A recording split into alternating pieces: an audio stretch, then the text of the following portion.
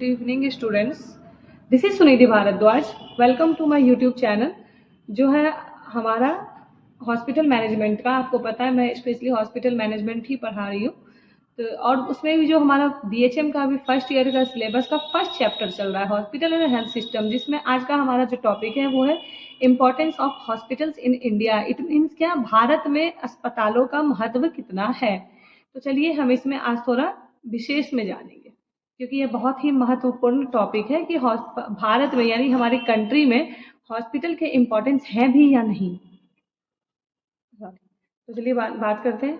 Hospital is crucial for delivering essential curative and preventing healthcare, managing emergencies and addressing the rising of burden non-communicable diseases. इसका मतलब क्या है कि अभी का जो हमारा करंट सिनेरियो है हॉस्पिटल का, वो इस चीज़ों पे काम कर रही है. वो डिलीवर कर रही है क्या, जो भी आपकी क्रूशियल क्यूरेटिव चीज़ें हैं, जो भी आपकी नीडी चीज़ें हैं ट्रीटमेंट के लिए, वो एमरजेंसी को मैनेज कर रही है. साथ ही साथ जो बढ़ते हुए नॉन कम्युनिकेबल डिजीजेज हैं उनको हम बताने की कोशिश कर रहे हैं. कौन? हमारे हेल्थ केयर सिस्टम, हमारे हॉस्पिटल की इस बीमारियों का ये इलाज संभव है. तो चलिए हम इस पे बढ़ते हैं. India is a country of 1.5 billion peoples. हमारा जो भारत है वो 1.5 बिलियन लोगों का देश है, जिसमें सबका ट्रीटमेंट करना मुश्किल है. बट हमारी जो गवर्नमेंट है वो कंटिन्यू बेसिस पे एंड WHO वो लगी हुई है कि हम हेल्थ केयर को घर घर तक, इनफैक्ट जो आप बात करते हैं ना, बिल्कुल रूरल एरिया, वार्ड, पंचायत, उस वहाँ तक हेल्थ केयर सिस्टम को पहुँचाया जा रहा है. तो इसमें है हमारा कंप्रिहेंसिव हेल्थ केयर डिलीवरी. इसका मतलब क्या होता है? Hospital provide curative in patient, out patient and surgical care, OT, ICU, NICU, PICU. PICU means pediatric intensive care unit, ICU means intensive care unit and NICU means neonatal intensive care unit. Neonatal means नवजात के लिए, PICU means बच्चों के लिए and ICU means for general patients. तो hospital जो है वो इतनी सारी चीज़ें प्रोवाइड कर रही है. क्या क्या दे रही हैं?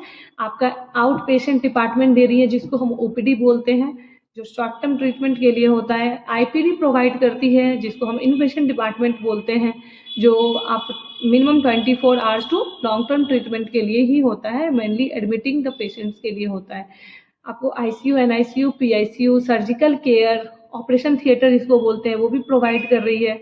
तो यही है हमारा comprehensive health care delivery. Means क्या कि हम आपको क्या डिलीवर कर रहे हैं.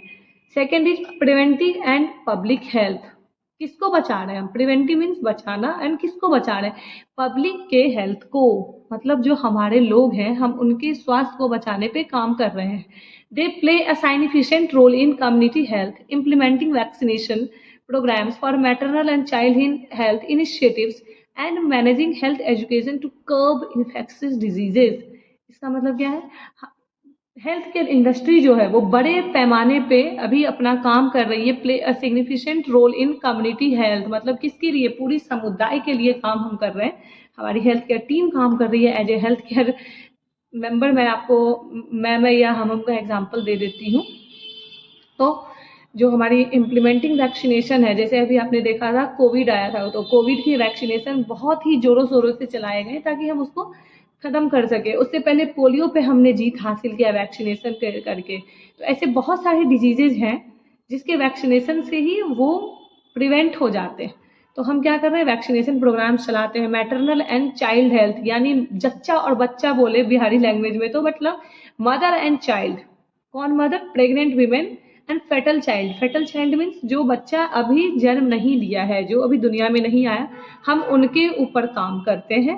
And education to curb infectious diseases means क्या, हम उसको एजुकेट भी कर रहे हैं कि आपको इस बीमारी से कैसे निजात पाना है या कौन से इन्फेक्शन से कैसे आपको बचना है ना. चलिए नेक्स्ट टॉपिक पे is the medical research and education.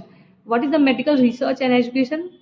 Medical पे जो हमेशा रिसर्च चलता रहता है. जस्ट लाइक अभी आप बात करें तो कुछ ट्रीटमेंट, कुछ डिजीज ऐसे भी हैं आज भी जिनके कंप्लीट केयर, कंप्लीट मेडिकेशन नहीं है, वो बस मैनेज हो सकते हैं, कंप्लीट ट्रीटमेंट नहीं है. जस्ट लाइक आप डायबिटीज़ को उठाइए, डायबिटीज़ का कोई ऑपरेशन, कोई सर्जरी, कोई परमानेंट ट्रीटमेंट नहीं है, वो एक मैनेजेबल डिजीज़ है.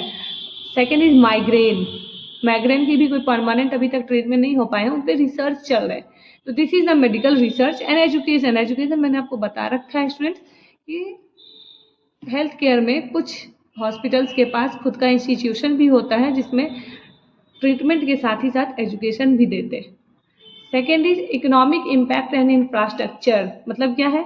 इकोनॉमिक मीन्स आर्थिक, इम्पैक्ट क्या है, प्रभाव क्या है, एंड इंफ्रास्ट्रक्चर क्या है, उनका ढांचा कैसा है। इस पर हम चलिए बात करते हैं। The hospital sectors in India is a major employ and driver of economic growth with rapid growth in multi speciality facilities. It attract significant investment enhancing infrastructure. इसका मतलब क्या है? हॉस्पिटल का जो सेक्टर है वो बड़े लेवल पे अभी काम कर रही है।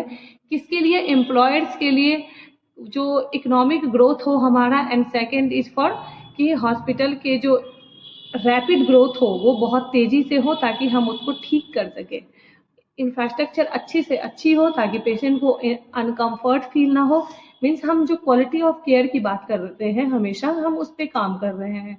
हम एक अच्छा इंफ्रास्ट्रक्चर, एक अच्छा इकोनॉमिक ग्रोथ भी दें ताकि अगर इकोनॉमिक ग्रोथ नहीं होगा हॉस्पिटल्स का तो हॉस्पिटल्स रन नहीं कर पाएगी। चलिए next is medical tourism hub. What is the medical tourism? It is a big and important topic for today's because अभी जो मेडिकल टूरिज्म का कॉन्सेप्ट है बहुत स्पीड में हमारे देश में चल रहा है। Medical tourism is the concept of international patients who visited in India for treatments. अब क्यों आते हैं आप ये पूछेंगे, why international patients came in India for treatment? Because of the currency values. India की जो ट्रीटमेंट है वो फॉरेनर पेशेंट को अकॉर्डिंग टू देयर कंट्री कम प्राइस में लगते हैं। एंड इंडिया के जो हमारे डॉक्टर हैं वो one of the best doctors in the world माने जाते हैं। दैट्स वाई अभी जो मेडिकल टूरिज्म का हब है वो बहुत ही ट्रेंड कर रहा है, बहुत ही तेज़ी से फैल रहा है। इनफैक्ट हमारे दिल्ली से लेकर यूपी तक में अभी इंटरनेशनल पेशेंट का आगमन हो चुका है, जिसमें कुछ हॉस्पिटल्स हैं आपके मैक्स हॉस्पिटल हो गए नोएडा में, मेदांता है, गुड़गांव फोर्टिस है। ये सारे हॉस्पिटल में इंटरनेशनल पेशेंट्स स्टूडेंट आते हैं। So this is a medical hub. High quality, affordable private hospitals have made India a leading global destination for medical tourism, attracting patients for specialized treatments like joint replacements, neurology, cardio surgery. Many more surgeries are available in India in cheapest price for international patients. इसका मतलब क्या है? हम high quality and affordable, मतलब उनके affordable price पे उनको treatment दे रहे हैं प्राइवेट हॉस्पिटल्स में, जो एक ग्लोबल डेस्टिनेशन बन चुका है अभी इंडिया हमारे इंटरनेशनल पेशेंट्स के लिए एक हब हो चुका है कि India is the best country for treatment, India is the affordable country for the treatment. India के जो डॉक्टर हैं वो वन ऑफ द बेस्ट माने जा रहे हैं।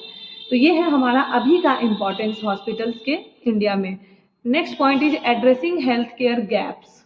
हम जो एड्रेस करते हैं जो हेल्थ केयर में गैप हो जा रहा है उसको, ये है हमारा while public hospitals provide care to all. मतलब क्या है? पब्लिक की बात कर रहे हैं, जनरल सरकारी अस्पतालों की बात कर रहे हैं, जहां सरकारी अस्पताल ने सबके लिए स्वास्थ्य खोल रखा है क्योंकि उनके इतने प्राइसेस लेस होते हैं कि वहाँ पे हर कोई अफोर्ड कर सकता है। दैट्स वाई यहाँ हम बता रहे हैं कि पब्लिक हॉस्पिटल जो वो सबके लिए हेल्थ केयर की पॉलिसी बना रखी है। The growing private sector is vital for reducing the burden of public facilities. जो बढ़ता हुआ हमारा प्राइवेट सेक्टर है, कॉरपोरेट सेक्टर है, जो इतने multi speciality and super speciality hospital जो बन रहे हैं और खुल रहे हैं, इनकी जो नंबर्स इंक्रीज हो रही है वो कहीं ना कहीं प्राइवेट हॉस्पिटल्स के पब्लिक हॉस्पिटल्स के बर्डन को कम करने के लिए भी है, क्योंकि 1.5 बिलियन पेशेंट्स का ट्रीटमेंट ओनली पब्लिक हॉस्पिटल्स में तो नहीं पॉसिबल है क्योंकि they are also in limited numbers. बहुत कम है, ऐसा नहीं बहुत ज़्यादा है ताकि हम 1.5 बिलियन पेशेंट्स का ट्रीटमेंट उसमें कर सकते हैं। तो इसको ध्यान में रखते हुए प्राइवेट हॉस्पिटल अभी राइज कर रहे हैं। सिर्फ ये टॉपिक नहीं है उनके राइज होने का, उनके